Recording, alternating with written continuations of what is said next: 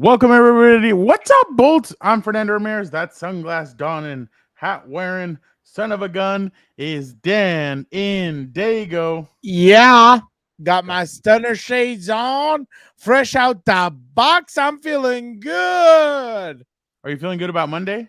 No, I'm not feeling good. Nah, not about that. Not about that. No, no, no, no. The Chargers face the Jets on Monday at 5:20 on Monday Night Football. Should be an interesting game between two teams that really need this game. I mean, the Chargers right now sit at 3-4. Dan, they are 1-3 in the AFC conference. They need this. God. They need this game. The Jets are 4-3. Why is this an important game for the Jets? Because they want to stay afloat the AFC East. They want to stay afloat of the playoffs, and they have a guy in their quarterback, Aaron Rodgers, who keeps on showing like he may be coming back pretty soon. The way he's been practicing, the way he's been talking, it sounds like if there's a puncher's chance towards the end of the year of the Jets making the playoffs, Aaron Rodgers could be back. So both teams are fighting for playoff seeding. Dan, there's only one game that separates the top seed in the wild card to the bottom of towards the bottom of the AFC. So all these games are crucial. The Chargers have lost to the Chiefs, the Dolphins, and the Titans. Those are their three losses in conference. They've beaten the Raiders. That's their only win. So this game is very important. And what do you think? I think it's gonna be. I think from here on out, it's basically must win, right? Because they're getting to that point of no return in the sense that this is around the time, because I think they've played 6 or 7 games already. This is a time where teams are going to start to separate themselves, especially because people are going to pick up injuries and whatever else. So 100%, all these games are must win from now on, especially if there's any chance you could try and catch the Chiefs and get a home game in a playoff if you make it, obviously. You know, that again would be crucial. That's one less day you're traveling and everything else. So they're 100% that would help.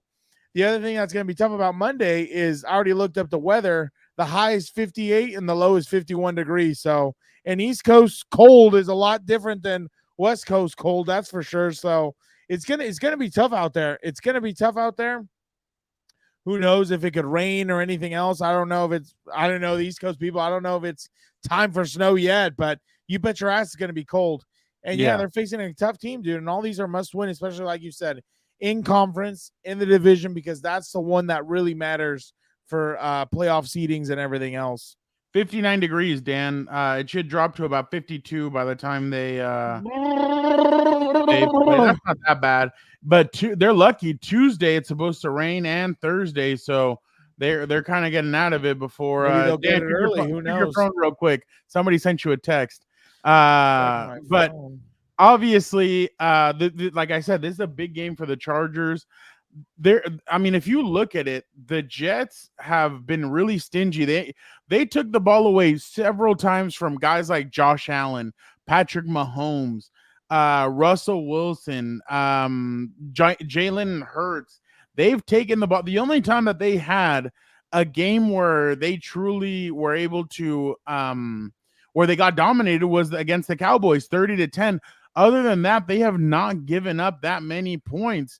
If you look at it, the 23 against the Chiefs, there was a little whatever you have to say about the end of that game. I get it, but still, they competed toe to toe against the Chiefs. They took it to the Eagles. And remember, this is all without Aaron Rodgers. This is with Zach Wilson playing. So let's get into Zach Wilson a bit, Dan. And oh, by the way, Dan, I forgot to tell you. We asked somebody to be our guest, put our service to the test. So put your napkin around your neck, Cherie, and we'll provide the rest. I already forgot the rest of it. We got Antwan in the comments. Name that movie in the comments. We got Antwan Staley from the New York Daily News. He's been covering the Jets for a while. A great guy. He had me on his show. We asked him to jump on our show. So great guy, obviously. And he gets really into it over, does he think Aaron Rodgers is going to come back? Zach Wilson, what is going on right now with Zach Wilson? Yes, the numbers may not be there, but he has the swag, the bravado. He's the one leading this team. You saw what he did last week against the Giants. I know that a lot of people are going to be like, Zach Wilson, like, no, he's not that good. Hey, you got to be careful with him because he can let loose and he can hurt you. So I think that's where we're going to go first, Dan. Let's go. We'll start off with the Chargers defense against the Jets offense. And then we'll talk to Antwan, and then we'll come back and talk Chargers offense because there's a lot to talk about when it comes to the Chargers offense. But there's been a lot of struggles on that side. There's been struggles on the defense, a lot of them. I get it. But last week, and I know you're gonna say whatever you're gonna say, Dan, but last week was the first actual game where I thought the defense kind of put it together in a sense. I think obviously, yes, they were facing Tyson Badgett. I get it. But I think you kind of needed a game like that to kind of maybe get you going, get you motivated. I thought one of the best things that we saw last week was Joey Bosa coming back, or not coming back, but looking like the Joey Bosa of old. I mean, I know he only had one sack, but it was everything else. On fourth down, he shot right through the tight end and the right tackle. He was able to stop on 4th and 1, stop the running back and cause a turnover. Joey's doing a lot of stuff. So, Dan, what does a healthy Joey Bosa mean for this team? It means everything, right? Because, again, we've talked about how they've struggled up front, not only in the past, but I think this season at times to get pressure on the quarterback. So imagine if he's a full go, then you can get him in there more reps. You can get him ISO on guards like they like to. Put two, especially because I think this is the biggest factor also if Bosa's healthy. You could get Thule out on the edge, Bosa inside. Hopefully he gets a one-on-one. And the best part is there's not going to be that loss in production when sometimes they've tried to do that with, the Isaac Rochelles of the world or the Chris Rumps of the world. That's always the biggest problem when you try and move those guys around, but the guy who's taking his spot, there's such a huge drop-off in talent. That obviously is a huge problem because then, it's almost like there's no sense in moving them around anyway because you can't have that extra production. Like you can't have two guys be the only ones who are good at pass rushing because then that they're just going to double team those two and ISO them up. And 100%, the other important thing that Joey Bosa does is in the run game. In the run game, in past years, he's gotten a lot more physical, setting the edge, stopping outside runs, getting in there, and making tackles in crucial plays. So I think having Joey Bosa be a full go, I think he's needed to be healthy because, like I said, when him and Khalil are healthy and full tilt, it's been pretty tough to block, especially now with Thule emerging with Morgan Fox getting some productivity, and he's been pretty solid. Sebastian Joseph Day's been pretty solid. That's going to be really hard for offensive lines to block. So 100% you need that guy at a full go because it's like an offense, and the way you've always said it for now, you can never have too many weapons. So they definitely do need them to get healthy. This offensive line is beat up. Yeah. So I think one of my keys is you got to make Zach Wilson beat you. You cannot rely, like, the Chargers have done a good job, I think, in the last few weeks of stopping the run, but I think it's maybe because teams are trying to take advantage of their weakness in the pass game. Everything else. Yeah. But this week it's not going to be like that. I don't think Zach Wilson's going to have all that much time to be able to throw passes. So Breece Hall, Dalvin Cook, the Chargers have to get them. They have to like settle them down and make sure that they don't go crazy on them. The other part is, I know we talk about Joey Bosa, but Khalil Mack on the other side has been great against the run.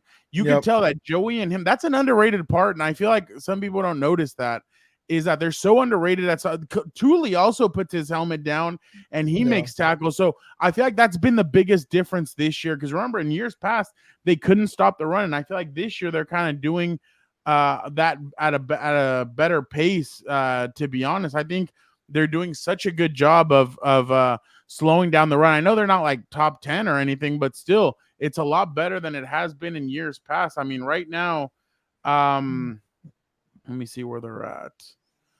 That's offense. Right now they are rush yards. They're allowing actually, Dan, my bad. they're top 10. They're number 6 in the NFL. Allowing 93 yards a game. That's pretty damn good, Dan. Yeah, a silence number 6 overall, dude. Well, that's because they're 31st in the NFL against the pass. Oh, really? So this year it's like totally flipped. Exactly. Wow, that's interesting right there. Yeah, that definitely is a recipe for disaster. Because as we were sitting here wondering about this right now, I was like, maybe the best thing to do, like you said earlier, that teams have tried to take advantage of their back end play. Maybe the best thing to do for if you're the Jets or I was about to say, if you're Hackett, right? Maybe it is to air it out. Get the pocket moving. Get Zach Wilson on the move. He's mobile, agile, hostile, frown, and just air it out against Michael Davis and some of these guys because if they're number 6 in run defense, that's going to be a little bit tougher. But, I mean, I would still run the football, see what happens, see what shakes loose. Exactly. Let's go now to Derwin James and see what he had to say about some of the stuff about the Jets, Zach Wilson and the Jets offense and all that. Send somebody that's having fun. He poised. He's doing everything he need to do to lead his team to a victory, and he's making plays for them. So we just got to be ready to play. Got a stretch coming up here of 3 out of the next 4 games are against teams with winning records. Obviously, you guys have really focused on it week by week, right? Yes, sir. When you talk about a stretch like this where you're going to have an opportunity to test yourself against a bunch of really good teams, how are you guys sort of approaching that? What do you guys sort of have to prove over the stretch? I feel like you don't look at it as a stretch. You look at it day by day. I feel like it started today in practice, and we got better from that. Last week we got a W, started 1-0, and this week we're trying to do the same thing coming against the Jets Monday night. So we're taking it practice by practice, game by game, and we'll look up at the end of this thing. Is there an understanding, though, for you guys that, to get to where you want to go, you're going to have to go toe-to-toe and beat some of these really good teams in the NFL? Oh, yeah. We definitely know what we're here to do, and we definitely know what's in front of us. So, like I said, we got to come out. It starts in practice. And in order to take care of what's in front of you, you got to be where your feet are in front of you. So, we're good. I think the biggest key, like he said, is not to overlook this offense, because I think sometimes the problem is, and we've seen it a few times this year when they've kind of overlooked the Jets because of it's not Aaron Rodgers. They kind of keep the Jets in games, right? If they don't really just shut them down, get the turnovers and everything else, really take their soul out of it, I think it's going to be a tough game to win. But I mean, I was about to touch on the other side, but I mean, I guess I'll wait for offense for that. But for sure, for the defense, they've got to really just be dominant, flying around, having some fun and everything else. Make them one-dimensional. Exactly, and be physical. That's the biggest thing. Be physical to where these guys do not want to stay on the field. So, well, you said have fun. I mean, I guess that's something that defensive coordinator Derek Ansley's been preaching for these guys. Like, have fun again. Don't overthink. Like, try and get yourself winning is fun going. also, Frown. That's part of the problem. But that's why they won. That now it's getting fun. That's the thing. I think these guys needed to settle down. I think there were too. I don't want to say not nervous, but like I think they were overthinking too much, and it feels like this last week they kind of played free. Like, look at Asante Samuel Jr. He gave up that 41-yard pass, and then he kind of settled into the game after that. Like on the first play, 41-yard pass, then he kind of settled in. And I asked him about that after the game, and he's like, "That's life of a corner." He's like, "Sometimes they're going to do stuff like that, but it was my job to kind of settle myself down and say, you know what? There's still way too much ball left. Don't harp on that 41-yarder." And that's when he settled down and kind of got going. Yeah, and he was close to having 2 interceptions. One of them should have been a pick six, but I thought that's kind of the mentality that these guys need to have. Like, don't dwell on it. Just keep on pushing and keep on moving. But Dan, it is time to introduce. Are you good with the defense? Yeah, I'm good. Okay. All right. Let's introduce now our guest, Antwan Staley from the New York Daily News. Let's go to him now and see what he can tell Dan and Daygo about the team that his team will be facing this Monday night. Folks, the trade deadline has come and gone, but we've been following each other for a while. This is our first time actually meeting virtually, but I got New York Daily News Jets reporter Antwan Staley, no relation to Brandon Staley, but I had to get him on the show. Antwan, how you doing? Thank you so much for jumping on. I'm doing good. I doing well. How you doing? Good. Just interesting to see that the Jets, they made some moves, but it was kind of the IR and moving some stuff around with Al Woods and and some of these other Connor McGovern, Yeah. some of those moves, but and then obviously they signed Roger Saffold to the practice squad. Just what have you made so far about some of these moves that they've kind of had to make, and because they're still there, 4-3, I mean they won last weekend. So what have you made about some of these moves? I mean, they've been hit with a lot of injuries through 7 games, like especially their offensive line. Last year, 11 different players started on their offensive line, that which is led the league. They're getting close to that right now, and we're only 7 games in. 10 different players have played a down on their offensive line through 7 games, and more to come too. Because, like as you alluded to, Connor McGovern, so he's on IR. He's at least going to miss 4 games. Same thing with where's Schweitzer too? He's also going to miss 4 games. Joe Tippin is still, nursing, a quadricep injury. We don't know what his status is too as well. So they literally had to bring in their 4th-string center last week to finish the game, and Xavier Newman. So yeah, it's been a whirlwind. Like ever since Aaron Rodgers towards Achilles 4 plays in to the season opener, the Jets have just been snake bitten with injuries. Luckily for them, they're still in it with 4-3 at the moment, and their games aren't pretty. They're they're not going to blow anybody away the way that they're winning, but they're winning. They're adding. All that matters is you add them up at the end of the season, and they have an opportunity to make the playoffs. Still, they're still in the midst at the 8th spot right now. So, Antwan, the way I look at the NFL is there's 2 bubbles. One is the inner guys like you and I who are in there. We're in the locker room.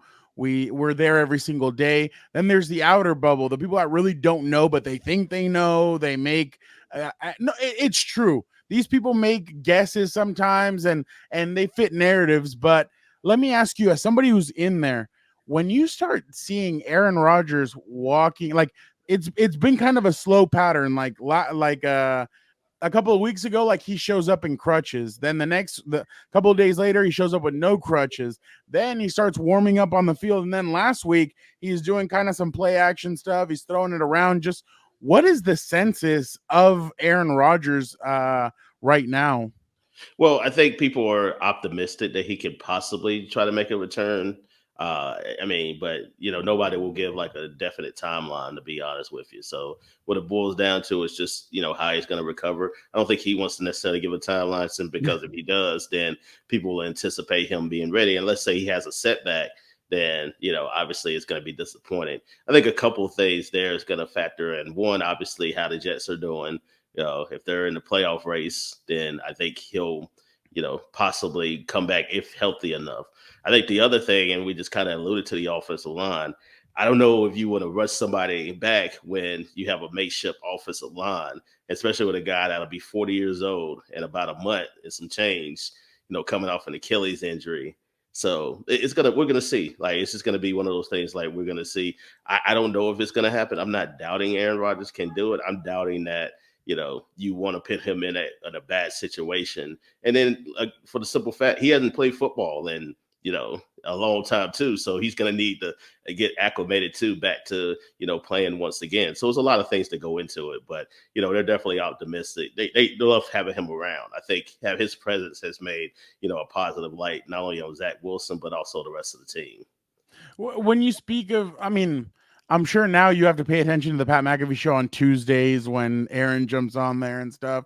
Peyton Manning has tried to get it out of him and Eli about when he's coming back, but that's not my question necessarily moving forward. But my question is, when it comes to Aaron, what has it been like? I mean, I know obviously you guys haven't spoken to him since right before he played that game against Buffalo, that season opener. But what's it been like from when they made the trade till up to that point, covering Aaron Rodgers? I mean, it's been, probably what people would expect it to be there. I mean, he's been open. He's been, just talk like he wants to control, like, obviously the narrative that's out there too, as well. Whether we talk about, the whole Sean Payton situation where, keep my coach's name out of your mouth, and, some other things too, just, leading up to the season. But yeah, I think it was good getting to know him. Like, just, me personally, like, I've covered a lot of bad teams. We'll see how the Jets like stack up at the end of the year, whether it be when I was covering the Dolphins or, a little bit of time covering the Panthers. Like, he's the highest profile quarterback that I've ever covered. So, getting to know him and just kind of, having those interactions about certain things and schemes that he's seen and things of that nature, it's been refreshing too. But it's just been, once he came to the team, it was like a tabloid. Like it's just been crazy, like news on top of news, like just on, and a lot of media attention too that comes with him. And then once he got hurt, then a little bit of that goes away, although he still has that with the McAfee show too, because normally when a quarterback gets hurt like that, you don't hear from him at all until they end up coming back. But with him, you're hearing from him every single week, and that's the only time that you're hearing from him. I think it's kind of like the coverage and everything changed when Peyton went to the Broncos, when Brady went to Tampa Bay. Yeah, exactly. But you spoke about it a little bit. He's had a positive impact on Zach Wilson. Zach Wilson, love him or hate him. Some people think he's we heard what Rodney Harrison, what some other people have said about him, but he's winning games and late in games. I feel like Aaron Rodgers kind of pulled a little bit of the Space Jam where he's maybe given him some of his talent and slid it over to him. But just what have you gotten from Zach Wilson? And it seems like he's very confident right now as well. What have you kind of made of him and kind of the way he's just kept on winning games? Well, he's improved. That's what it boils down to. I think, I'm one of those people that can be critical of players when they're not doing well, but also, I think you have to give the same energy when they're doing things the right way too. I'm not going to sit here and say Zach Wilson is, going to be Kirk Cousins or even a top 10 quarterback or anything like that. But he has gotten a lot better since, last year when he got benched multiple times, when he was not accountable for his play, which in turn really got him benched there and lost confidence in that locker room, so much so that the Jets were walking around with Mike White, who was the backup quarterback at the time, T-shirts. But this year, like his teammates have, he came in with a new slate, especially with Aaron coming in, those two, he's kind of mentored Zach, to an extent as well, helped them learn Nathaniel Hackett's offense as well. And it got a lot more comfortable too, just with the scheme and, being a leader within the locker room. So yeah, I definitely think and the play speaks for itself. He's not turning the ball over. He's not wowing you with, the stats. Like you look at the stats, it's like, yeah, they're okay. And I think he turned from a guy that you thought might be out of the league in a year or two to a guy that's serviceable. And that's what he is. He's a serviceable quarterback. The Jets just hope that he doesn't make the mistakes to kind of, mess up the game and allow their defense and special teams to win the game for him. And that's kind of what you've seen so far. Their defense is, for the most part, have been really good. They've let up some big plays from time to time, but, they have a really stout defense. And then the special teams, with Thomas Morstead and also, Greg Zuerlein, has been, vital to success. Without them, yeah, I think they definitely wouldn't be 4-3 at the moment. And it kind of feels like the Jets are kind of, hey, Zach, just get us close to the playoffs, get us there enough so that maybe we could have the possibility of Aaron coming back. That's kind of what I feel like is kind of going there and don't mess this up. But what's it like to cover Sauce Gardner? He just seems like he's the play on the field, obviously you see it and everything. He was a defensive rookie of the year last year. Just what's he kind of like? Well, I think Sauce is a really nice guy. He's very humble. Obviously talented, first team All-Pro with the first rookie cornerback to do that since Ronnie Lott, which says a lot about him and, the way that he played last year. But yeah, it's a unique individual, especially considering he's 6'3", very lanky there, tall, he's faster than what he looks as well. And then he's blankets the receivers. And, I think, I'm really, it's hard to say a rookie is the best cornerback in football, I think him and, Pat Surtain of the Broncos, I think those two are just kind of stood out as the best two corners in football right now. However you want to put them, it's up to that particular person. But yeah, he's definitely in the conversation of being one of the best corners in football, and his play speaks for itself. But, as a person, it's, he's definitely been, great to get to know and always welcoming to talk to the media when he doesn't have a concussion. That is anyway. Yeah. Yeah. It seems like it's him, Patrick, and then there's a little bit of a gap in between the next kind of tier. But I feel like one of the most underrated players on this defense is CJ Mosley. I thought the way CJ played against because I really watched that Chiefs Jets game, and I thought CJ was very instrumental in that game. I thought he really kind of saw what Pat and that offense was doing, especially when it came to going up against Travis. Just what have you made of CJ Mosley's season? I mean, we all know he was very good with Baltimore. Then he comes over to the Jets, and I feel like he's one of the best linebackers in the NFL still. Yeah, I mean, he was a second team All Pro last year. Had a tremendous year there. He's their captain. He's the captain of the defense for a reason. I mean, he, not only makes all the calls there, but also, make sure, everybody kind of falls in line with what CJ does. And yeah, I think he's been tremendous this year. Him and Quincy Williams, I definitely think are two of the better linebackers in football. So yeah, I definitely think he's on his way to another All-Pro season. That'd be first to second team there. But yeah, you can't deny how good he's been for a really long time. And he's definitely entering that conversation of, potential when you talk about Hall of Fame players, he's definitely, it's a conversation to be had, with him, especially considering his longevity and how long he's done it, whether it be, with the Ravens or now with the Jets too as well. What's it like to cover a pair of brothers in Quincy and Quinnen? I think they're different.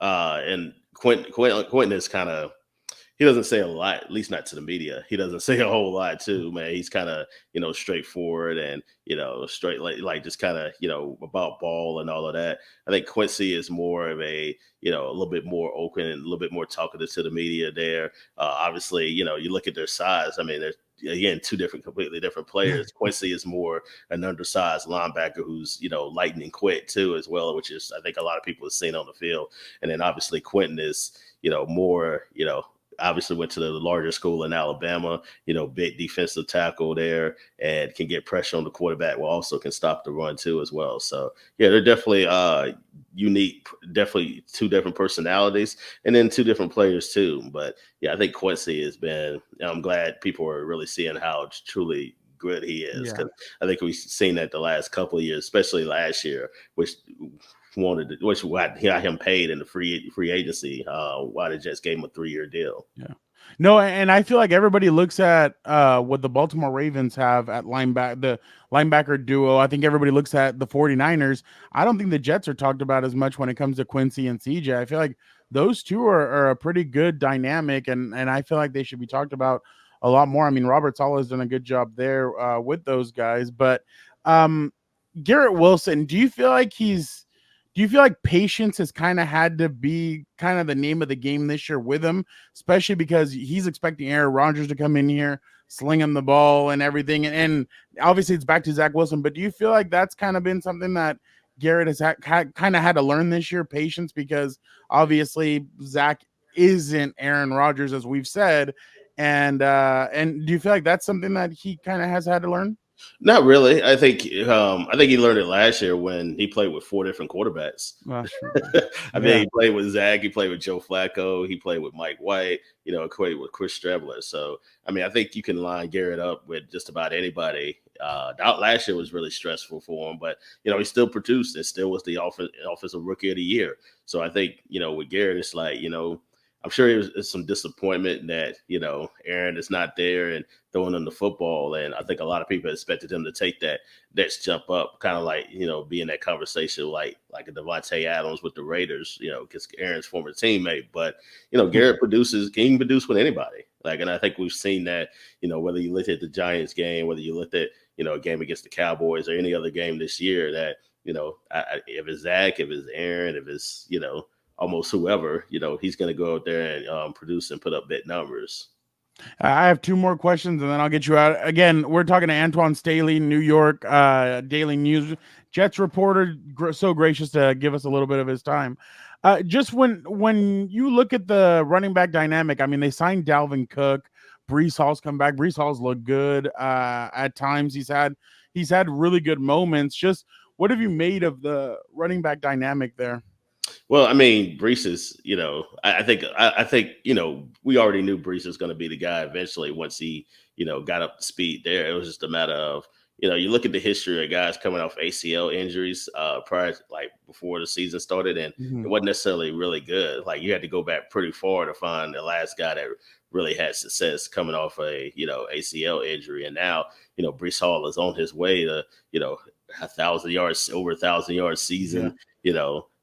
Possibly double-digit touchdowns. We'll see how it all stacks up, but at least coming into the Giants game, like he was leading the NFL at yards per carry. But yeah, I mean, he's been tremendous. I think he's been better than I think a lot of people expected. They had a pitch count on him earlier this year, just because he was coming back from a major injury. They since obviously took it off now, and he's the guy. And then Dalvin Cook, I mean, you think about Dalvin is he came into training camp late. He signed in mid-August. He didn't practice for the first time basically until about September because he went back to Florida to see the birth of his child. And then you can kind of see that, it's taking its toll too, especially considering, the Vikings cut him in June. He had off-season surgery. So he really wasn't, in football shape. I mean, you can be in good shape, but he wasn't, in the shape he was supposed to be in, to play in. And it kind of just like he was kind of stuck in the mud a little bit. And, he's trying to get up to speed now, just trying to get back to his old form there. He's been frustrated, just simply because, he hasn't been his role has kind of been diminished too, as well, considering, Breece is having the success that he has. Yeah. Antwan, last one for me. Just what do you make of this game coming up? I mean, Monday Night Football, the Chargers have kind of underperformed this year. The Jets are 4-3. Just do you feel like it's going to be kind of not an ugly game? Because I mean, to me, defensive matchups are obviously they're a lot of fun to watch as well. But do you feel like it's going to be what the Jets have typically played these last few weeks? It's going to be about a 21-17 kind of low scoring game. Is that where you'd put your money on? Probably. Yeah. I mean, Robert Saleh has told us that they've embarrassed, they played well against Josh Allen and Patrick Mahomes and Jalen Hurts too. His words, they embarrassed all those quarterbacks. And now you're playing another top flight quarterback in Justin Herbert, who, has at times, has turned the ball over, every now and then. And, it could be a bit of a gunslinger. So I definitely think it could be one of those games where, if the Chargers come out and they don't turn the ball over, then I have a feeling they're going to win the game, just because, the Jets are going to have trouble scoring points. And you factor in that, the Chargers pass rushers with Khalil and Bosa. And then we talked about the Jets offensive line issues. I think that's going to be key too. Can the Jets run the ball effectively with Breece Hall? And can they, protect Zach Wilson? We kind of saw it in the game against the Giants that, they had some protection issues, especially considering all the injuries that they had. And now you got two, elite pass rushers that, are licking their chops, that, trying to get their hands on Zach Wilson on Monday night. So it's definitely going to be one of those games where I do think it's going to be a close game there. And, it really could go either way. Definitely some exciting stuff. Antwan Staley from the New York Daily News, Jets reporter. Thank you so much for jumping on. You can find him at Antwan Staley on X, Twitter, whatever the hell you want to call it. He does some great work out there, and you're going to want to keep up with everything he's got going into this game, Charger fans, because he's the man, and that's why we got him on. That's what we needed him on to break down this game. Antwan, thank you so much for jumping on. Yeah, thanks for having me. Dan, obviously, Antwan knows the team. He's been around the team. He's basically saying, just like I am, he's thinking the same way. It's going to be a low-scoring affair. He said if the Chargers can put up more than 2 touchdowns, like the Chargers can get 3 touchdowns, he's like, I just don't see how the Jets can match that. And so that's going to be the key for the Chargers, moving the football, getting up and down the field. I mean, that's definitely going to be something that these guys need to do moving forward. And I mean, obviously it's going to be a tall task. 100%, because now that you bring that up about, he said it was going to be a close game or whatever, to bring up an earlier point, I think that would be number one recipe for disaster if you're the Chargers and Brandon Staley and everybody else. If you keep the Jets in the game by having 3 and outs, by being undisciplined and dropping the ball, fumbling, interception, whatever on offense, if you keep them in the game, that's going to be a recipe for disaster 100%. Because I think they've already done it either once or twice this season where they were losing, but they kept it close because of that defense, and then they ended up coming back in the end of it. So 100%, I think, obviously, like any given game and everything else, and I understand it's the men's league, so it's not easier said than done. But 100%, you cannot piss away opportunities, getting in the red zone, scoring touchdowns, moving the football, killing clock, controlling the clock, and everything else. Because, like I said, if you keep him in this game, I don't think it's going to end very well. And we've seen it a million times before where they play these teams that, have one side of the ball that's good or have a few players or this or that, and then it ends up not going their way. So I think 100% they need to really focus on taking them out of the game in the first half. Like, take their mojo. What you did to Chicago. Exactly. That's the thing. Yeah. I think the Jets are like Chicago. They're not built to come back and beat a team. I think if you get out on them early like they did on Chicago, I think it's going to be hard for them to come back. But the thing is about, like you said, the turnovers, you can't turn the ball over. The Jets have a defense that could turn a pick into a pick six. They have some elusive guys. Speaking of that, let's go to Fernando Staley and hear what he had to say. This is what I like. A defensive-minded head coach talking about what makes Sauce Gardner great. I'm sorry. Let's see what Fernando Staley had to say about that. Sauce. Well, he's got a lot of confidence. He's got a lot of tools to work with. He's got real size and length. For someone that's tall, like Sauce is, he's got really good change of direction and lower body movement. He's not just a big guy that can run. He's got real movement skills, which I think makes you a more complete cover guy. But he's got good instincts. He's got good ball skills. That's how it was at Cincinnati. Like I said, he's established himself as one of the top corners in the game. Obviously, when you talk about top corners, it's him, Patrick Surtain, then there's a gap, I believe, to the next one. I think those two. Takes. Huh? Guys, they're getting some hot takes. Why? Who would you put? Oh, no. I was just saying somebody's gonna be pissed about it. I don't know. Oh, well, that's just what I think. I mean, but I mean, that's just my thought process on that. But yeah, I think this is a week where Justin and I know Justin has said it before that him and Brandon do sit down every week to discuss the team that's upcoming. But I think this is a way, speaking of that, I have a surprise for you, Dan. I know you don't like surprises, but I have something for you in a little bit. Towards the end of the show, if you're a good boy, I will reward you with a treat. I'm always on my best behavior. I'm a saint. Not when Eddie's around. Oh no, that's because Eddie's something else. Eddie is something else. So obviously the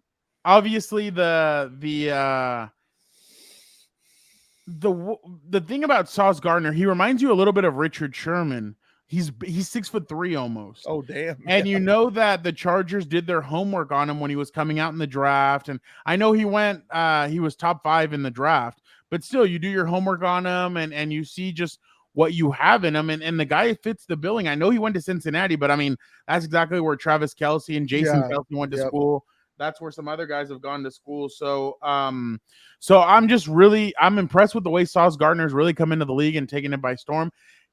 There's been times where he's struggled, but the dude is just very good. So it's going to be interesting to see what happens there with him. And it's funny. I actually jumped on today on Puro Chargers, the podcast for the Chargers in Spanish. Shout out. Adrian Garcia Marquez was he just called his 10th World Series. Isn't that crazy? Wow. Yeah. So he wasn't able to do the show, so I jumped on with Francisco Pinto, and we talked to Quentin Johnston because that's who their guest was. And I asked him what makes Sauce Gardner so good. He's like, dude, that guy's lengthy. It's gonna be a good matchup this weekend. So definitely, I'm interested to see what happens there with that matchup between him and Sauce when they're matched up. Or is Sauce because Sauce doesn't really travel as much, so I wonder if he's gonna stay with Keenan or if he's gonna just stay on his one side and go up against the other guys. Richard Sherman, you remember? I forgot who it was that he was like talking trash to him, and he's like, "You don't follow me." Darrell followed me last week or whatever, and then he's like, "Come him back to the right side or whatever side he was on. Yeah, exactly. Like, damn. So obviously, Dan, we kind of have to talk about. So that's Sauce. We kind of have to talk a little bit about I really do think, yes, Roquan Smith, Patrick Queen, Fred Warner, Greenlaw, good tandems, very good tandems. Yeah. I think Quincy Williams and CJ Mosley deserve to be up there, though. Yeah. I think this duo's Quincy is Quinn and Williams' brother. I think that there's That's pretty cool that they're brothers on the playing team. together. Yeah. Yeah. And I asked, well, obviously you guys heard it in the interview that Antwan was like, yeah, they're so different. Like Quinnen's a little bit more quiet, more reserved, and Quincy's the talkative one. You'll get some good sound bites off of them. So he's like, they're just completely different. But obviously when it comes to that duo, Dan, you saw it in that Jets Chiefs game. He was what's it called? The guy in front of Travis Kelce while there was a guy behind Travis Kelce. Mm-hmm. And he really dictated a lot of what Patrick Mahomes was doing with the football. Patrick sometimes would notice him and he'd be like, ooh, and he'd go somewhere else or do something else. So this is a dangerous linebacking duo that could affect the game. 100%. Like talking about that and what could happen. Well, I guess I don't want to give away my X factor, but it's gonna be tough because I think since Mike's been down, they've relied a lot on Keenan. And I mean, if Keenan goes away this Sunday, that's going to be pretty tough for Herbert. And hopefully these other receivers could basically step up. Another thing to look out for, you've got to make sure Will Clapp and some of these guards are on point because Quentin Williams is going to want to eat. Like he's seen the tape. He's probably seen the way some of these guys block and stuff like that. Leaners, or they have no anchor foot or whatever in the pass pro. And he's going to want to get after it because I'm sure somewhere in his contract he has sack bonuses. So he's hoping he can get after it Sunday and inch closer to those. So 100%, I think the main goal Sunday is obviously no new injuries, and obviously besides winning the game. Monday, sorry. Obviously win the game, no new injuries. And the other thing you've got to do is keep freaking Justin Herbert upright. He took a nasty shot against Chicago. Hopefully he's all right. I haven't heard anything, so I assume he's fine. But he took a nasty shot against Chicago that took him a bit to get up from. And that is something you can't you can't have that happening. Like you can't expect this guy to last as long and be as efficient if he's getting hit. Like you can't have that. So 100%. He was on the injury report just for his left finger. Okay. So that's 100% the main concern they need to have going into this game, that they need to protect him at all costs. I think the other thing that's going to be Frown, they might have to get pretty creative with this run game because this Jets defense is pretty physical. Like they love the physicality. They're going to get after it.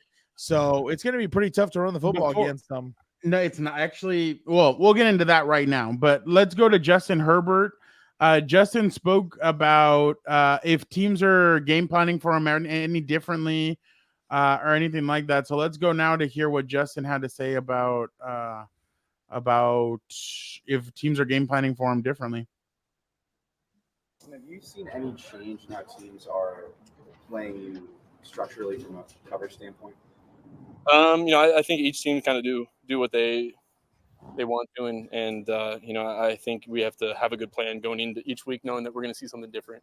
No two defenses are the same, and we've seen a lot of different coverages, a lot of different pressures. So I think that's just part of the NFL, part of the league, of getting a bunch of different things, getting a bunch of just pressures and seeing it all. So having experience being able to go through that time. What do you make of that? Well, 100%. When you're going up against the Son of Odin, you really got to change it up next week. I was surprised on that too. Huh? What? I was surprised on that too. Oh, well, take what the thing about him is that you have to look to see what he can't stand, what frustrates him, right? So obviously getting hit is one, because that's natural. Every quarterback hates getting hit. And that's what they're probably trying to do. They're trying to look at some of the tape from what teams did they struggle against. I think he's the problem. Yeah. Don't even get me started on he's the problem. 100% they're looking at the Chiefs tape. They're looking at the Tennessee Titans tape, Miami. So I didn't think he struggled against Tennessee all that much. It just like But I'm saying in the final I know. drive, I know. that's why I said Miami, and I know in Miami they did whatever they wanted, but the final drive is what's crucial. Yeah. Because And the final drive against Miami, final drive against them, and they're against and the Raiders. Coordinators like to have that stuff up their sleeves for must win situations, right? Like a third down that's crucial in the game and stuff like that. You know, just like offensive coordinators like to I have expect their the Jets to blitz. What? I expect the Jets to blitz him. Why wouldn't you? You look at the Viking game. In the Viking game, I'm not going to say he struggled, but he had a tough time just because he was dealing with so much. They were disguising it. One side's overloaded, then they bail. The other side comes, you know. No, but that game, I thought he took it on the chin like a champ. Like I think he only had 9 incompletions in that game, though, or 7 or something like that. But the problem is, I don't remember if he took sacks, but he's taken a sacks a few times. So I wouldn't look too much at the completions. The hits is the problem. The drives that stall is the problem. So stuff like that. Stuff like that. The second half offense. They've only scored 1 touchdown in 4 games. Yeah. And that's what I'm saying. Like they're going to look at every single game and where they've struggled and try to imitate that into a whole game plan. Because like I said, I think Robert Saleh, you know, I know it hasn't been pretty over there in New York. I don't think he should be fired at all. I think he's done a hell of a job over there with what he's had. Just waiting on the quarterback. Unfortunately, I think. But I think they have a really good team. I think they have a good defensive unit. And I don't think it's going to be easy at all. Like, even though Zach Wilson's on the other side, being the quarterback for them, I still don't think it's going to be an easy game. And if you don't light up the scoreboard, I think it's going to get even harder. I'll be honest. I think a lot of criticism was on Joe Lombardi for not being able to score a touchdown, not being able to score in the second half. Same thing is happening now with Kellen Moore. Yeah. I mean, and that's kind of the stuff that you would heard. I mean, I don't know. I don't know what it is. You think it's more personnel? You think it's more personnel? Yeah, it has to be. But I mean, like, this is what I've said before. Is the play calling really that dull in the second half that This is what I've said before on this program. Because they're more creative in the first half, I think. On this one or on COMPAS on the Beat. With Gilberto? Scumbag. If you look at some of the players on here, they're the same players that got Anthony Lynn fired. And it's like, either you haven't found anybody else, or I don't know what's going on in this scouting department that they're just keeping the same guys. Dude, they just let go of Trey McKitty. And again, held on to him too late, in my opinion, but it is what it is. I'm not in that office, but that's what I'm saying. Like, sometimes it is personnel, and then other times, you know, like I said, I think some of it has to do with personnel. Some of it has to do with the creativity. Like, I don't understand why we only get Joshua Kelley in the first half. He looks efficient. He looks like he's doing well. Then in the second half, just nowhere to be found. And it's almost like half of the time they abandon the run game in the second half, which I don't understand again. But I just don't understand why they're not mixing it in, especially like I've said before on this program also. If Eckler's hurt, I'm not going to run the football with him. I'm going to try and get him quick passes in space, just 4, 5, 6 yards, and he can go down for all I care, unless it's a third down by the sticks. You know, that's what I'm going to do if he's hurt. If he's hurt, because if it was and damn it, I don't know why I'm stuttering now. My bad. If he's hurt because of an ankle or whatever, I'm not going to have him run between the tackles. Get Isaiah Spiller's ass in there, or get Joshua Kelley in there to see what's going on.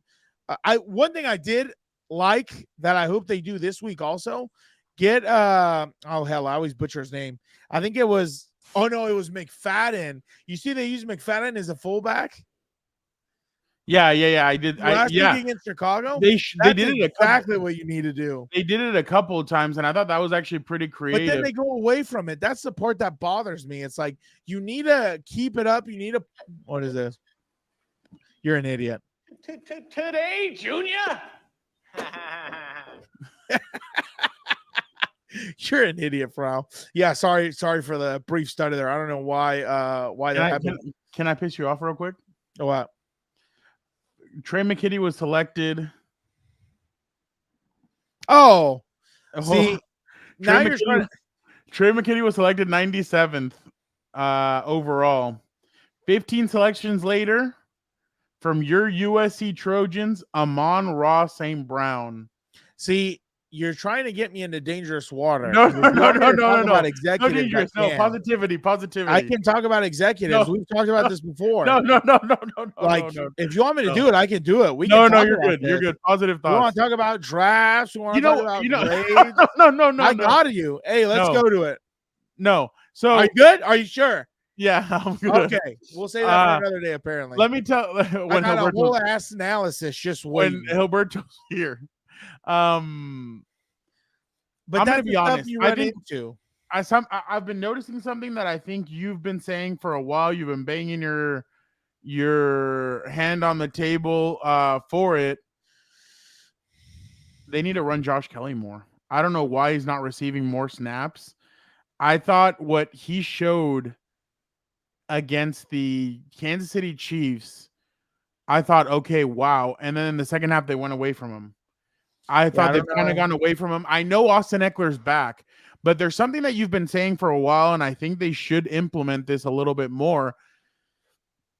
I think they should use that two-back system, especially because, let's be completely honest, Joshua Kelley is better than any third or fourth tight end on the roster, maybe better than any fourth, fifth receiver that they have. Like, I would rather Austin Eckler split out at receiver, Josh Kelley next to Justin Herbert, and the threat of and put Austin Eckler in motion, have him come around and fake it to him, give it to Josh Kelley. I don't know, just be more creative with this. Like, that was something you remember they would do that with Anthony Melvin Gordon. Yeah, with Melvin Steichen. Yeah. That was and that was Ken Wisenhunt as well. Ken Wisenhunt started that. No, but then Shane Steichen continued it. You remember as soon as I think Lombardi came in, or one of them, either last year or the year before, something like that, I kept saying, why is Eckler never in the slot now? Yeah. Like, that to me makes absolutely no sense. Like and that's what I'm saying. Like, Josh Kelley, linebackers. You're not getting Josh Kelley almost any snaps. And like, if you are, it's like 2 snaps here. You kind of go away from him in the first quarter. half. Then you go to him in the third quarter, and then you go away from him. Like, that's so inconsistent. Like, just let him run the football a couple of times. I'd take him and over run him Parham. behind and run him behind. Parham had a good game last week. Run him Pop Warner team in Chicago. Run him against. No, never mind. I'm not going to ask you that. Run him against. You want to turn me? You want to turn me loose? I'm starting to get juice. No. Draft picks, bro? No, I'm going to talk about the Hogs. Run him on Rashawn Slater's side. Let Rashawn Slater be the one that opens a hole. That's what they did in 2021. Rashawn Slater's rookie year. That's what they were doing. They were running behind Rashawn, and that's how they were getting. They were able to move the football. Damn, the Jets are giving up 144 yards on the ground. Damn, that is where you're gonna have to attack them. Attack them on the ground, but be consistent with it. Don't go away from it. Like, just consistently move it, dude. Use all 3 bags, or sit Isaiah Spiller and bring in. By the way, Isaiah Spiller, I'm very surprised that he kind of hasn't really done much. But you all go back to draft picks. We all go back. No. Bring Elijah Dotson in and do something with him. Okay, let me ask you one question. Just give me a one-worded answer. Were you surprised that they didn't make a trade during the trade deadline? No, of course not. Okay, why would they? That's it. Why would they? Okay, that makes too much sense, Frau. And then here's my question though. What do you think they should have traded for if they would have? Probably corner. No, actually, no. That kid out of Chicago. I don't know if he would fit Brandon Staley's system. You're talking about Jalen Johnson or whatever. I thought that would have been a tight end. Maybe rescue a tight end from somewhere. I would have called I might have called the Patriots and try to get maybe Hunter Henry back. Would have been a bad idea. I mean, resurrect his. Oh, but yeah, who knows? They should have just straight up swapped Hunter Henry for J.C. Jackson, dude. There you go. Do like something at least to bring a little bit of juice. Like, I don't know. I think after the J.C. Jackson thing, though, they were just like, all right. If I told Gilbert on Sunday night, I would have gone after DeAndre Hopkins and been like, hey, like, and I know DeAndre had just had a really good game against. No, you can't go get it. I was gonna say like, Montez Sweat would have actually been a good one because I've noticed that Montez Sweat is the one that kind of gets things going on that defensive line. So that would have been interesting to see him. But obviously, they're not going to pay him. They're not going to pay all that money for him or anything. But I just thought like that would have been a good 1 year rental. And if he leaves in the offseason, he leaves. But I mean, it just spitball. I mean, I don't even know if he fits the scheme or anything. I was just kind of throwing darts, but I don't know, at least do something to kind of energize the franchise a little bit, like your fans. You know what? And here's the other thing that's starting to piss me off. Why are they not using Darius Davis more? Yeah, that's different look. Like they haven't really used him since the Raiders game, right? Josh Palmer isn't as fast as he is, I don't think. Keenan isn't. Who else is there? Donald Parham, obviously not. Especially with Gerald Everett out and Mike, just throw him in there and let him start running routes. Gerald Everett did practice though, so he might be. Yeah. But by the way, somebody else is coming back this week. Who? Here's Jalen Guyton talking to the media. I never yielded. And as you can see, I am not dead.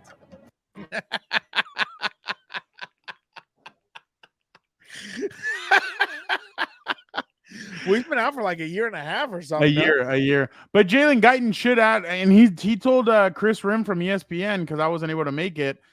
He told Chris Rim that he plans on playing on Monday, so they're going to activate him probably on Monday. Dan, honestly, he should be an added boost for this team. I mean, especially with some of what they want to do. Look, I'm gonna say I know he hasn't been on a football field. It's going to take him a while to get going. Screw the football field. When he's been on the football field, he'll score maybe one 70-yard touchdown, and you'll never see him the rest of the game. That's all you need, though. No, that is not all you need. Energizer Bunny kind of. If he scores one 70-yard touchdown and 7-0, and you never hear from him again the rest of the game, that's 7-0. And the game ends 7-0. You won because of that. With that defense or time management and everything else, the decision making, I'm sure. Let's go now to let's see. Get my boy Darius Davis more reps. Okay. Let's go to Justin talks about the inconsistencies in the second half and what they need to do to kind of improve that. Let's go to that now. Let's go to that. Just knowing that we've got the plan, we've got the right guys, and going out there and executing, and know that we're able to play really good football when we want to and when we're able to, and just being consistent for all 4 quarters. I think that's a huge part of us playing well, and a big part of when we want to play well. How much do you guys love hearing his sound bites? I honestly, I like Justin. I think no. He could be a good person, and you could hate his sound bites too. No, I don't. I understand what he's doing. I mean, no, okay, fine for now. Just like with Hilberto. For the record, I'm not saying you. I'm saying everybody else in that media pool. I don't know. How much do they probably hate every time? I don't know. They probably try and push and prod, and he's just like. Justin's always been great with me. So when I've gotten him individually, I love him. He's a hey, he introduced himself to you. Remember that? Shout out LA Radio Row. He's a lot bigger in person, dude. That was insane to see him. Dude, when he shook your hand, he's like, "Hey, dude, I'm Justin." You were like, you are the son of Odin, sir. Don't you worry. I thought Dan was honestly going to run to like a Disney store or something and go get a hammer and like ask Justin, "Can you stick out your hand?" And Dan was just going to throw that hammer right at his hand so he could catch it. But dude's a stud. I don't know how people can say he's the problem. That is so asinine. You're going to get pissed at the text that you just got. But obviously when you look at everything else that the Chargers have, I mean, this offense just, they can run the football, limit the mistakes, and just play. Like it's like that Coach O'Ryan video that I've showed you from Mighty Ducks 3. Well, you know what? Quack. I should quack. I should pull it. Okay, what are you fly together? What's one of your keys for this game for the offense? Keep Justin Herbert upright. Get the running. I think in my mind, offensive line is going to be the biggest problem, because I think when they played the Chiefs, Chris Jones got after it a little bit, and I think he might have had 1 or 2 sacks. I'm not sure. Maybe a few pressures. I don't remember off the top of my head. And I think Quentin Williams, I think he's younger, and he's just as good. So I think he's going to be a very difficult. They're going to have their hands full. This isn't the X factor, right? This is just one of the keys. Okay, What'd I'm you gonna say? take it as one of the keys. I said this is one of the keys, right? Not the X factor. Yeah. Okay. Yeah, and I think again that combo, like you said, of the linebackers. I remember C.J. Mosley when he was with the Baltimore Ravens. I was pissed the Chargers didn't go after him and try and sign him. That guy's very physical. He loves to get after it. So I think 100% up front is going to be the biggest problem this week because, like I said, they need to score points against this Jets defense because if they have it a 10-3 game or something like that going into the fourth, that is not going to be good for anybody because we've seen the Jets do this already where they'll hang around. And then, oh, shit, it's crunch time. We need to win this game. Yeah, exactly. So I would not. Pancho asked me today, he's like, what would you tell Justin? Like, should he be his regular self or should he be a little bit more like, hey, you know what? Let's try and take care of the football. Let's be a little bit more conservative. I'm like, look, this is a speech that Fernando Staley, in a sense, should give him when it comes to this game plan. Don't be careless, but don't be too careful either. You cannot be afraid to lose. That's how you gain the confidence to attack the game when the puck isn't yours. That's how you attack life. Boom. You know what's funny? I always get him and Bombay confused. I don't know why. You can't. That's why when you said Orion, I was like, quack, quack, quack. You're dumb. What happened to him in the movie? He just randomly got fired or something, and then no. takes over? He was gonna do some marketing stuff with Team USA, and he didn't want to go coach. He thought that was a better job than going and coaching these kids because he didn't want to be one of those guys that would go and coach them for the rest of their lives. And then if they went to college or the pros, like he wasn't going to be able to stick around. So he was like, you know what? You guys need to learn how to take coaching and criticism from somebody else. So that's why. That's what I'm saying. But didn't Orion leave at some point, or was he there the whole time? No, Ryan was about to get fired because he said that. But then Bombay came in because they wanted to get rid of the kids. They were like, "Oh, you guys, like we're gonna revoke." There were troublemakers. I remember that. Yeah. Well, and because they didn't fit the. Sounds like somebody else's school. They didn't fit the Warrior way. So, but again, real quick. Warriors come out and play. So Keenan Allen is 70 yards away from 10,000 in his career, which is obviously huge. Fernando Staley had a really good soundbite on Keenan Allen. Let's listen to that now. It's going to take a little bit, but I think it's worth it. Yeah. I think he evolved. I think he stayed consistent in performance because of how committed he is to his craft. He really plays the receiver position, as an art form. And I think that when you play it like him, what makes Keenan special, ages well. The older you get, his physical gifts aren't what make him special. It's how he plays receiver. And so that consistency that he's played with his whole career is because of that commitment to playing the receiver position at the highest level. And I think he can do things that are tough for receivers. He can play outside. He can play inside. He can read coverages. He can get to places that others can't get to because of his feel. And, I think you see it with Kelley, the way that he plays and the consistency of his performance of just being able to have that feel and that friendliness to the quarterback. And really, no matter what the coverage, I can get open. And that's inside and outside. And, he's such a smart player. You can do so much with him. And that's why you see the production, and one of the top receivers in the game. And I think he's a receiver that everybody's trying to model their game after. And I know me being here 3 years, I think I've had a deeper appreciation for him every year I've been the coach. And I felt like, in training camp this year, I was like, this guy's a monster. I'm like, we can't cover him in training camp. And that's year 10 or whatever it is for him. And so he just continues to do it at that premium level. He means a lot to our team from a leadership standpoint. And he's earning everything that's coming his way. I give Fernando Staley when he really, and that's off the cuff because obviously he doesn't know what we're going to ask him. Yeah. But for him to say all that about Keenan Allen is just huge. I think it's a great, it really, and I've known Keenan now. Keenan and I came in at the same time. Keenan and I have built a friendship. I would say we're friends. I don't know.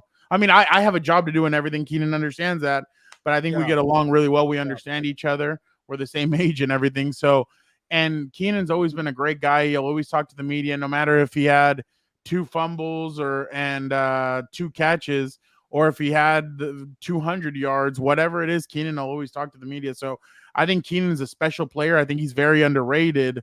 And it's unfortunate that when people say, oh, top 5, top this, top that, they never mention Keenan, because I think he really is one of the best. And I think his peers know that. And that's important. If his peers know that he's one of the best, that's always important. And that's 100%, because it's like Brandon Staley said, essentially, like, the name of the game is versatility. So the fact that he can move everywhere, get in and out and everything else, like, that's huge. That's huge for an offense. The leadership alone. And I would say what's probably helped him age is, having Antonio Gates in there playing as long as he did. Like, again, I was a huge person who believed Gates' last season, he deserved to come back. I thought he was crucial to the team because, unfortunately, I think people overlook how important it is to just get open, catch the ball, and you don't need the yaks, right? If you get 4 or 5 yards every single time, like, that's perfect. That's all you need to do, because you remember Gates' last year, he would kind of not go down, but he'd get tackled a lot easier. And it's like, number one, that's going to save your body. Number two, you're still completing your job. You know what I'm saying? So Keenan does a great job at doing all that. Like, he'll get open, catch it, and either get out of bounds or whatever, and not take. And I think Keenan's style fits aging, like 100%, because that's exactly the same thing. He might have seen Antonio Gates and said, well, hell, he's in year, I don't know. How long did he go till? 15? I think he went for like 15. Something like that. 15, 16. And Gates was probably telling him, like, my guy, all you have to do is get open, catch the football. Take care of your body. Take care of your body. Yeah, exactly. Because that's what it is. You don't take abuse at the receiver position unless, obviously, you want to be that guy who gets the yaks and who breaks tackles and everything else, which, more power to you. Where you can't avoid it is obviously at the running back position, lineman, linebacker, and stuff like that, where it's a little more bang bang. But all right, Dan, before I get to your surprise, fantasy player to watch. I would say it's gonna be, I'll go with Josh Palmer. I think Sauce for sure is gonna be all over, or try to be all over, Keenan. And I think really this is gonna dip into my X factor. I think really it's going to depend on a lot of the supporting cast at the receiver and, tight end and everything else position, because if Keenan is taken away, this offense cannot stall out. This offense cannot stop. Somebody else is going to have to step up, get the targets, get the catches and everything else, and move the football, because they're going to try and zero in on Keenan, because that's the number one threat to the defense, and that's the number one target for Justin Herbert, obviously. So I'm going to go Palmer. I'm going to go Garrett Wilson from the Jets. I think I think the Chargers have struggled in the secondary. I think Garrett Wilson could be in for a big day if the Chargers aren't able to get the pass rush going. So I'm going to go with Garrett Wilson. Who's your X factor? The receiver core. Like I mentioned earlier, the receiver core is going to be the X factor, I think, because those linebackers are going to be very physical up front to begin with. So they're going to think twice about going over the middle. Number two, I think they're going to try and take away Keenan as soon as they can. I think they're going to try and make the Chargers beat them with either the supporting cast or through the run game. So I'd say the supporting cast receiver-wise is going to be the X factor. I'm going to go with C.J. Mosley. I think C.J. Mosley is going to define how this game goes. So I'm going to go with him. What's your prediction? My prediction, I've been wrestling with this one all night or all day thinking about this, because part of me thinks if it's a close game, it's going to go to the Jets. And then part of me thinks also the Chargers can pull it out. But I think you're going to go. I think I know which way you're going to go, so I'll go the opposite. I think it's going to be a close game, and I think to use your nickname, the Manhattan MILF Hunter is going to pull it out of his rear end at some point. So I think the Jets are going to take it at home. I was going to go with the Jets as well. I think the Jets win 20-17. I think it'll be a close game, but I think the Jets will win this game too. All right, Dan. So we both went Jets. All right. Damn, I didn't know you were going Jets. Yeah, no. Until you can win on the road. All right. So your favorite quarterback of all time is? The GOAT, Justin Herbert. No, I'm just kidding. Tom Brady or who? Okay, yeah. Yeah. Did you know he almost became a Charger? No freaking way. We're gonna go now to the Coach JB show. JB's our compa. We love that guy. He's a good dude. He had Steve Kim on, and listen to what Steve Kim had Dude, to say. That's like if Ronaldo came back to Real Madrid, I'd go buy the jersey. Hold on. Funniest stories in the book. I didn't realize this either. Mike Riley missed out on him twice because the Chargers, he had become the coach of the Chargers, and his quarterback coach, Mike Johnson, they're doing these reports. They love Brady. They said, Brady's our guy. Ryan Leaf is not working out, so if we're going to take a mid-round quarterback, Brady's our guy. So they tell Bobby Beathard, there's something about Brady we like. Let us develop him, but this guy can play in the NFL. So the day of the draft comes, Beathard's kind of going through it. Beathard comes into Mike Riley's office and said, all right, Mike, you're the head coach. You're a quarterback guy. If you like Brady, we're going to get you Brady. So Mike goes, okay, great. Let's wait to the 4th, 5th round. About 3 hours later, Bobby Beathard, who's made a lot of great moves, to be fair, comes into the office and said, Mike, I hate to do this to you, but we're going to go another direction. And Mike Riley's quoted as saying, that day a part of me died. And you know what? So did the San Diego Chargers. You should have been a Charger and a Trojan. See how these things work out? But damn. I thought you meant he was about to be a Charger in like 2018 or whenever he left. I thought that's what you were talking about when he left New England. I was about to say, I would have bought that jersey right away, dude. Right away. I thought that's what you meant, not back then. I mean, again, Frau, you're trying to get me into draft picks and everything else. We can talk about management. We can talk about upper management and everything else. No. Hold on. Let's see. Let me look. You're trying to get me wound up so bad. The Chargers ended up going with Shannon Taylor in the 6th round that year. Exactly. That tells me everything. And then before that, because he said right around the 5th round, they went with. Well, and I mean, nobody knew what Tom Brady was going to be. I mean, if we're being completely honest, I mean, but that's exactly my Bill Belichick argument that you refuse to listen to. But that's a story for another day. Oh, they did select a quarterback. Juan. Who cares? It's not Tom Brady. That's all I know. Let's move on. Oh God! All right, Florida A&M. Jesus. So there was Keenan Allen had a Halloween party over last weekend, and look who your boy went dressed as. Oh yeah, that was hilarious, dude. That was hilarious. Now he's about to become Darth Vader and start lighting everybody up, dude. Can you imagine? Like, I love the son of Odin. And he has the glove. He has all this stuff. Like, he's Master Skywalker. There are too many of them. What are we going? Yeah. I have the high ground. You underestimate my power. Do it. Don't try it. Dude, I don't know how, like, just seeing that scene right now, I don't know how you don't think that one's the best Star Wars movie. Like, that's insane to me. I don't know how you don't think that one's the best. Yeah. This is going to be the rest of the league. There are too many of them. What are we going to do?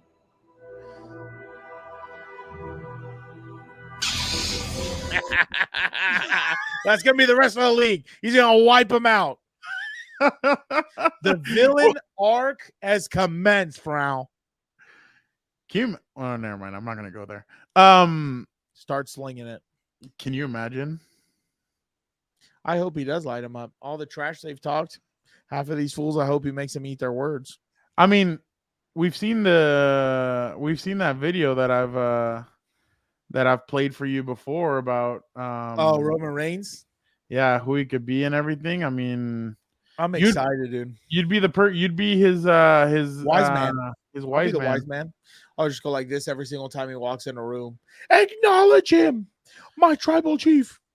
Before we head out, and again, we appreciate you guys. This was a longer episode than we had thought. But obviously when Dan and I get going, we get going. So we just want to shout out everybody who comments, but we want to shout out Signor Vive Moi 42. Excellent content, guys. This channel needs to blow up. We truly appreciate that, man. I mean, that's why we do it. We appreciate you so much. We appreciate everybody who comments, but that comment really hit home for Dan and Daygo and me. That's awesome. I mean, that's why we do it. We try and bring you guys the best content. Yeah, we mess around and we screw around and we do everything.